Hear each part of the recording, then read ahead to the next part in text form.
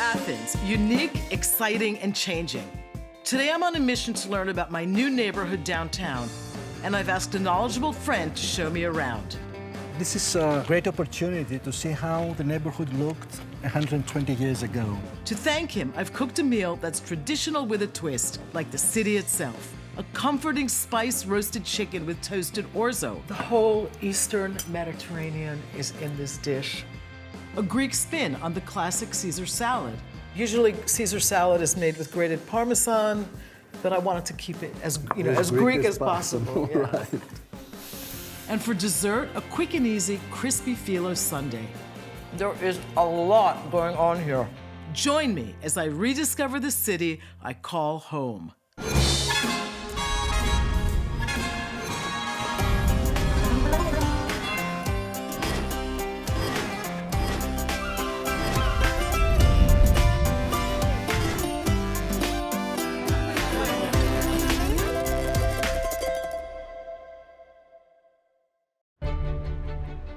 After more than 3 decades in the Greek capital, I moved from a quiet, leafy suburb to one of the oldest and hippest parts of downtown Athens, Kerameikos.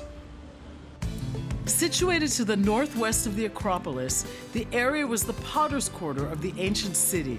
Indeed, Kerameikos is the origin of our English word ceramics.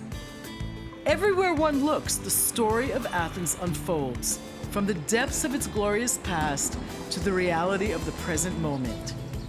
The ancient city's wide double gates, or dipylon, were located in Kerameikos. It was from here that the sacred way, or ieraodos, started, which led to the sacred site of Eleusis, where the Eleusinian mysteries were held every September, dedicated to Demeter, goddess of agriculture. The optimism of a new nation, with Athens declared its capital in just 1830, can be seen in the remnants of the grand old mansions built by wealthy Greeks who rushed to the area upon word that the new Greek king, Otto of Bavaria, would establish his royal palace here. But alas, Otto moved his palace uptown to Syntagma, where it is now the modern Greek parliament. The largest of the old mansions, which was left unfinished, was turned into a silk factory. Silk is metaxi in Greek, silk factory metaxurgio, which is how one pocket of the area is still called. Today, Kerameikos Metaxurgio is seeing yet another rebirth as a hub of artistic, cultural, and culinary activity in the heart of Athens. It's a real neighborhood, a mirror of the city itself, which is what I love about it. I asked a friend, Nikos Vatopoulos, a journalist and urban historian, to show me around the area, to teach me all about it. So Diane, this is one of the corners I love in the neighborhood, because you have all these different styles of architecture meeting here. So you see 1920s roofless building here. This actually caved in when I was fixing my apartment. Oh, really? Yeah. So quite Just recently. imploded. And I love it juxtaposing this early neoclassical building. This predates that. Yes, this is late 19th century, and this is early 20th century. And you see this brutalist architecture of the 70s. You find romanticism in this building? Well, you could. You have a broader approach to the city, yes. All this surviving together, coexisting, and this beautiful early modernist I love this building. Yes. But you see all this variety. Yes. Which is beautiful. It is. I mean, I never thought about that, how it's woven together. Yes. It's an area in a transition, and people coming from all over to enjoy coffee or a straw. That's true. Like the square right across the street. Right.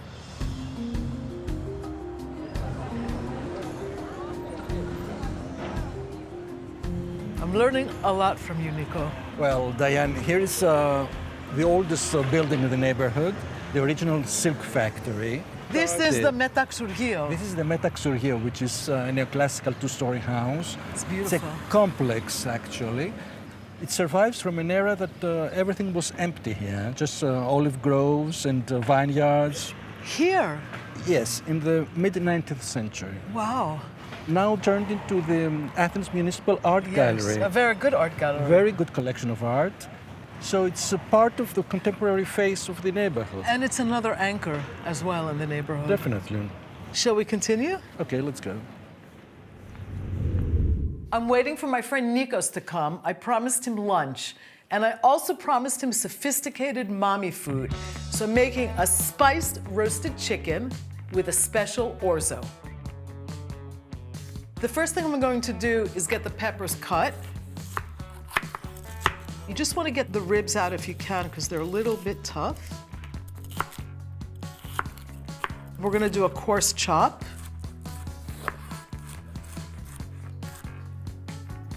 And I just want to get the garlic chopped as well.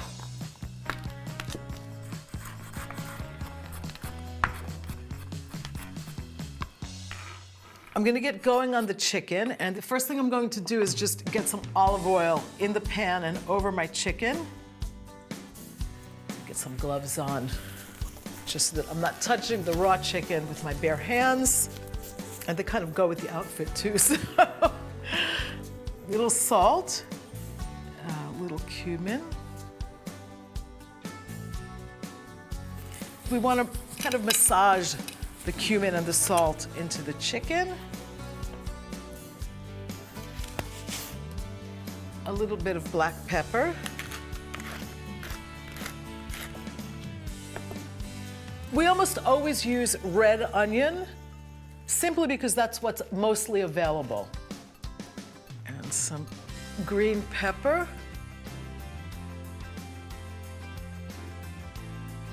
Garlic.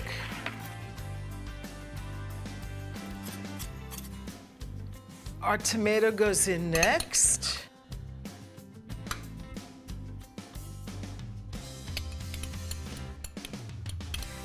And something we love to use in the Greek kitchen with anything tomato-based, but especially with chicken, a little bit of cinnamon. Next, a little bit of white wine and a little bit of Greek brandy for some underlying sweetness. I'm just gonna add a little water to this. The vegetables will also leach out their own liquid, but I just want to help that along a little bit and keep the chicken nice and moist when it goes into the oven. And last but not least, a couple of rosemary sprigs.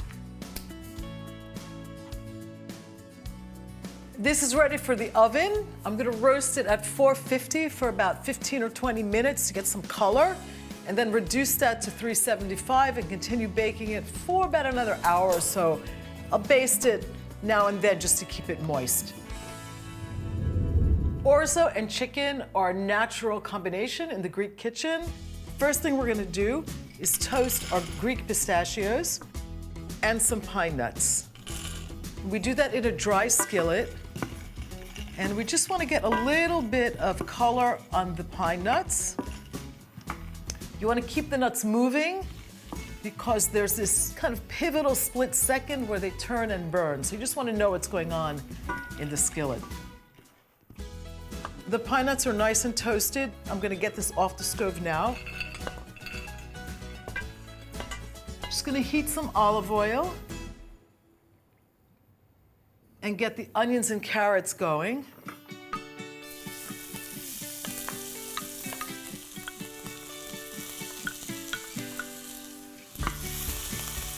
We just want them to soften up a little bit. What's really unusual about this recipe is that we cook the orzo almost like a risotto. So we're gonna get half of it in the pan and then incrementally add some liquid to it. Next thing in, my garlic right here, chopped. And here's the fun part. Half the orzo goes in. This is gonna turn this beautiful amber kind of brown color, this beautiful golden color. And while that's cooking and I'm stirring it, I've got salted water right here boiling. I'm gonna add the rest of the orzo to that and just keep a stir going on this. You can see it's starting to turn a little bit brown, and it also gets crunchy. So it's a wonderful combination of these contrasting textures that work really well together. I also want to toast a little bit of the saffron in here. And this is called Krokos Kozanis, from an area in northern Greece called Kozani. The orzo is just starting to toast. You want to keep that moving because it'll burn easily. I'm going to start to add my vegetable stock. You want to do it with a ladle so that you can control the quantity. And we're basically cooking this like a risotto in increments until the orzo is soft. And the orzo that's in the pot looks like it's ready to come off the stove. Let's see. Definitely. So I'm going to just drain this. The boiled orzo is tender. The toasted orzo is a little bit more al dente and crunchier and has a very different flavor.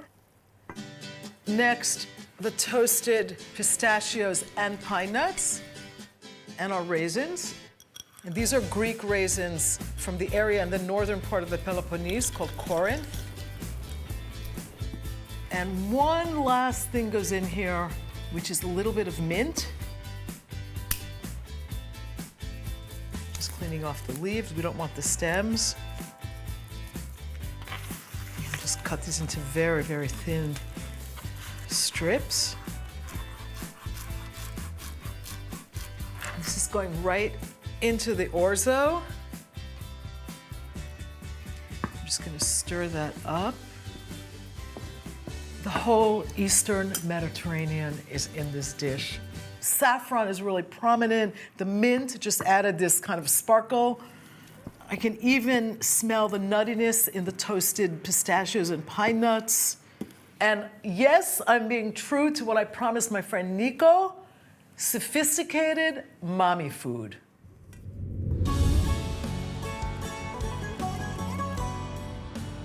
So Diane, this is a unique street I love. This is Marathon Street. It's quite unique because it's a row of old buildings preserved you see, and this is a great opportunity to see how the neighborhood looked 120 years ago. Small houses, 1 or 2 stories, all with beautiful courtyards, but you can imagine the Mediterranean vegetation, stray cats, or a few dogs. I think the result is quite inviting and quite charming, I would say. The bright colors.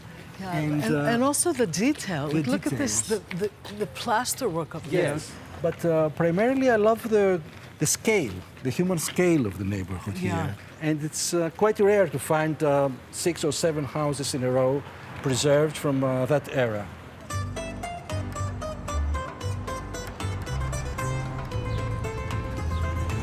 This is one of the most beautiful corners in my neighborhood. It's a really impressive building.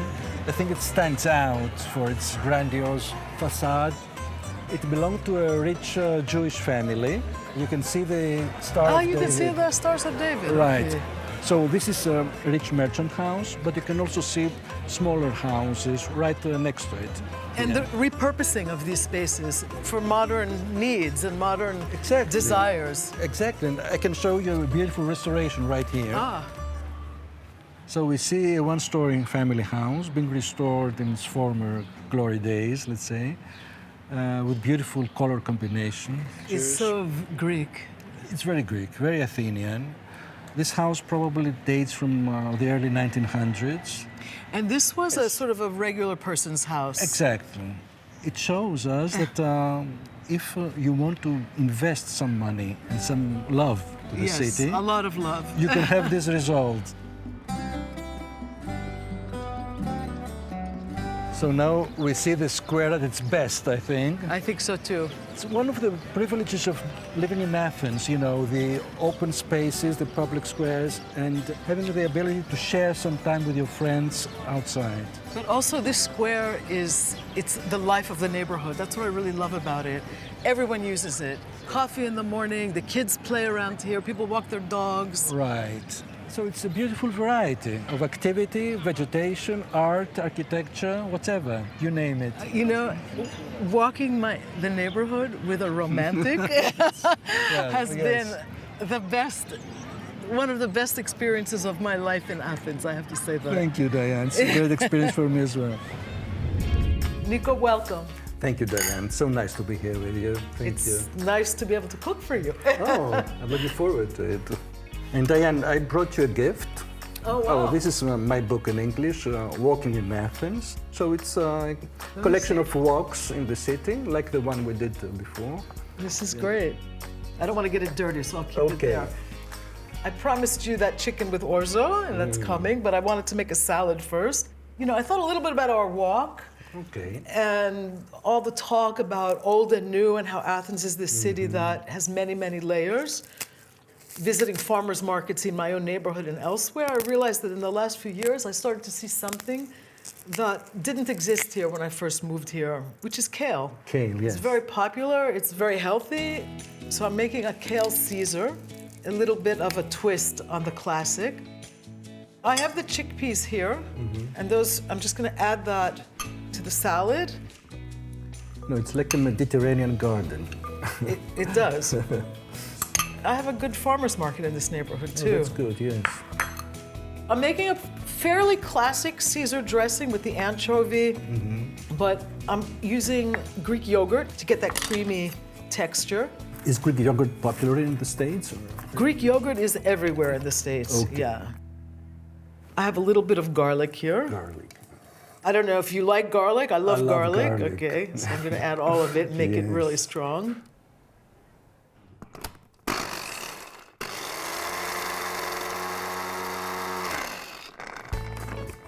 And a little bit of extra virgin Greek olive oil.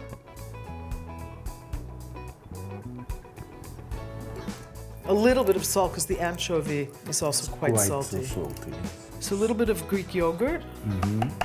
Is it full fat yogurt? Or? This is full fat yogurt, yeah. I like the full fat yogurt. Me too. A little bit of mustard Mustard, yeah. and a little bit of lemon juice.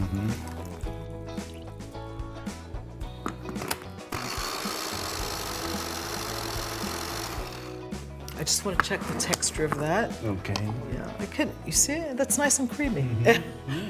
And I have a little bit of a surprise too, kind of an interesting dessert. Simple but good. really? That's a surprise, right?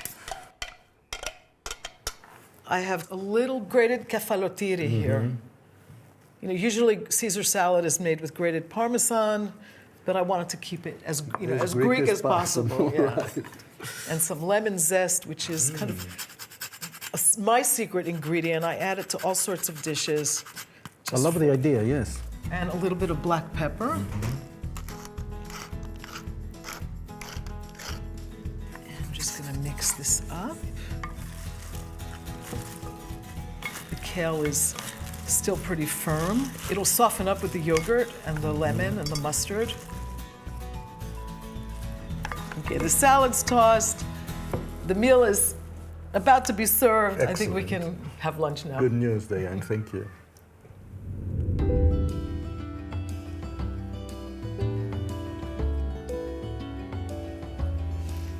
Καλή μας όρεξη. Καλή όρεξη. Bon appétit. Thank you. You too. Everyone loves a good roasted chicken, Oh, and yes. I hope this one lives up to that that hope. It's so delicious and juicy. It's with cumin and a little bit of cinnamon. I enjoy also the rosé wines also. This very is a popular, rosé right? Xinomavro. It's from Amindeo, and it's the coldest growing region in Greece. And the rosé wines are made into still wine and sparkling. I see. To me, if you like a prosecco, you would like this. It's a very pleasant wine. It is very pleasant and full taste. So Nico, when I walk in a I have to get somewhere kind of way. When you walk, how do you walk? Do you walk slowly? Do you walk always with the intent to find something?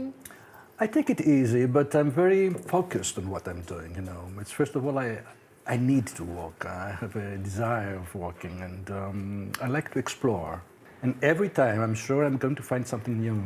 You have inspired me because when I go out now, I have this thought always in my mind, which is to find beauty in the ordinary. Well, that's the secret. That's the key, I think, for every walk. Do you ever explore the city at night? Yes, especially at summer, with these velvet nights of Athens. And last summer, I did a walk in the most common area for tourists in Plaka. It was quite empty at the time, after a summer rain. and everything was so serene and magic. And I was startled because I thought, okay, this is Plaka, but I see it in a different light now. And really, it was something that really impressed me. And I realized that there's always a way to see things in a different light, which is amazing. That's why we like traveling. Nico, I have learned so much from you. Diane, it was a great pleasure. Thank you so much. The food was delicious. Yamas. Yamas.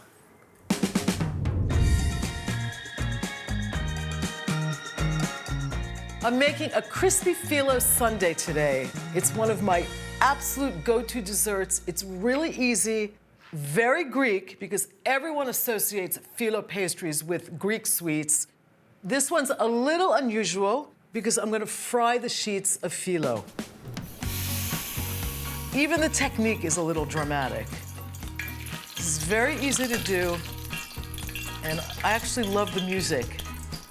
You want to have kitchen tongs when you fry this, and you just lift the sheet out. It's pretty sturdy. I've got a plate lined with paper towels. I'm going to put another one on top just to absorb some of the oil. And this takes just a few minutes to do. We don't want too much color, kind of just a light blonde. The other trick to this is you don't want the oil too hot, because you don't want to burn the phyllo. It's very, very delicate. So you want it to be just warm enough to crisp the phyllo without giving it too much color too soon. I'm ready to plate this, and you'll see how easy it is to do this. If a little piece breaks off, not to worry. I try to actually break a little bit off so that the phyllo fits inside the plate. We want to get our ice cream on here, and I'm just using plain vanilla.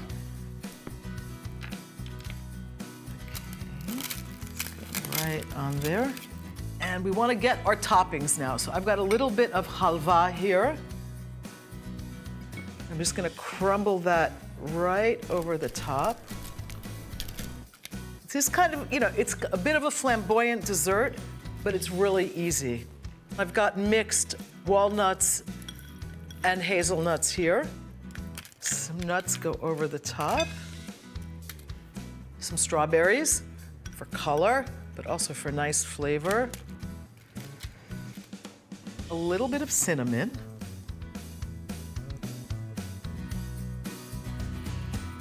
A little bit of cinnamon over these phyllo sheets too. I'm gonna crackle those and use them. They're really flaky and crunchy and delicious. And finally, a little bit of honey. Baklava, right? Phyllo, honey, nuts. It's kind of a take on that idea, but made very, very simple. And a little sprig of mint, just for some nice color. And this is our crispy phyllo sundae, using a technique that's a little bit unusual for phyllo, but totally within the category of great Greek phyllo desserts. Time to taste this. I want to get a little bit of everything on here.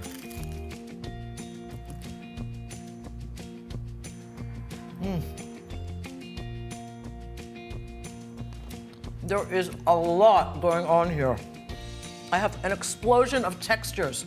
The crispiness of the phyllo, the crunchiness of the nuts, the tartness of the strawberries, the chewiness of the halva, and that chill, beautiful temperature of the ice cream makes this dessert a total winner. Easy, elegant, very Greek. Enjoy. For recipe links and information about my Greek table, visit my website, dianekochilas.com. Diane's cookbooks, My Greek Table and Ikaria, are available to purchase online at dianekochilas.com or call the phone number on the screen.